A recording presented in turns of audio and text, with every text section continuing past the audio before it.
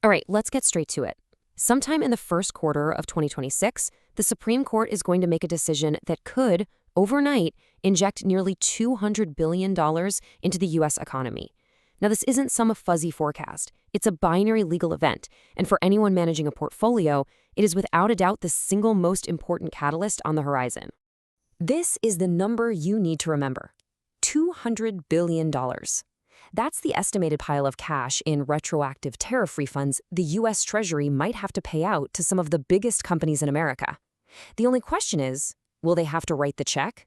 You know, on Wall Street, they're calling this the refund lottery ticket. And that's exactly what it is. We're talking about a potential one-time corporate windfall so huge, it could trigger a massive repricing across the entire market. It's going to create some very clear winners and some very clear losers, literally overnight. How you're positioned for this is absolutely critical. So where's the smart money leaning? Well, the consensus view among both legal eagles and market analysts is that these tariffs are going to be struck down. And to understand why, you just need to grasp the very simple legal question at the heart of this multi-billion-dollar fight. See, it all boils down to this. Did the president use illegal regulatory power, or did he basically create a new tax out of thin air? The administration, of course, argues it was a necessary regulation, but the companies suing them say, hey, only Congress has the power to tax. And here's the kicker. The lower courts have already sided with the companies. That's why this whole thing is now headed for a final showdown at the Supreme Court. The legal concept here is something called ultra vires. It's just a fancy Latin term for beyond the powers. For us as investors, the question is simple. Did the executive branch go too far? Did they accidentally write a tax law? Because if the Supreme Court says yes, then it means these tariffs were never valid to begin with. And if they were never valid, every single dollar collected has to be paid back. Okay, so let's look at the odds. How are the pros handicapping this thing? Right now, they're giving it a 50% chance of a full strike down. That is the clear base case. Then there's a 35% probability of some kind of middle-of-the-road outcome, and only a 15% tail risk that the tariffs are completely upheld. We need a playbook for all three. All right, enough of the legal theory. Let's translate all of this into what really matters: actionable marketplace.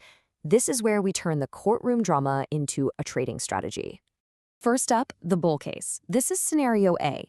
If these tariffs are completely struck down, we're not just talking about a little bit of market relief. No, this is pure rocket fuel for some very specific sectors.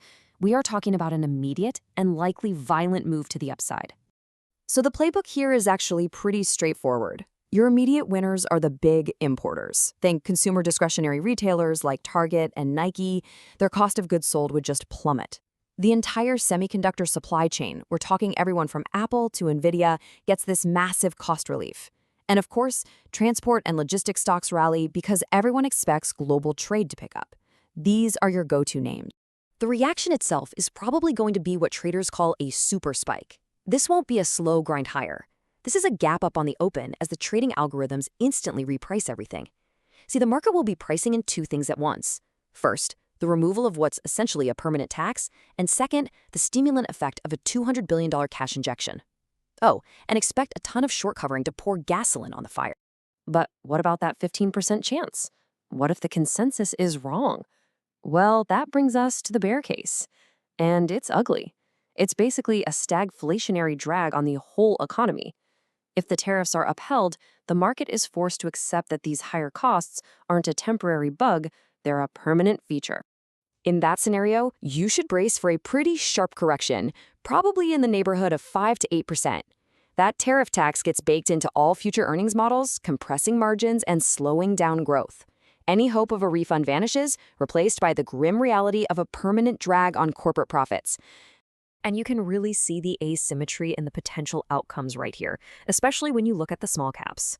For the Russell 2000, a strike down could spark a rally of 6 to 8%. But if the tariffs are upheld, that same index could drop 6 to 9%. Why?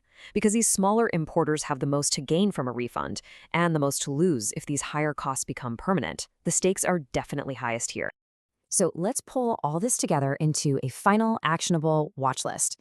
This is the strategic summary, the game plan for the three very different market regimes this ruling could create. Okay, let's run through it rapid fire. Scenario A, full strike down. You're buying importers like XLY and supply chains like SMH. The risk? The cash injection is so big it actually causes an inflationary shock and forces the Fed to raise rates. Scenario B, the middle ground.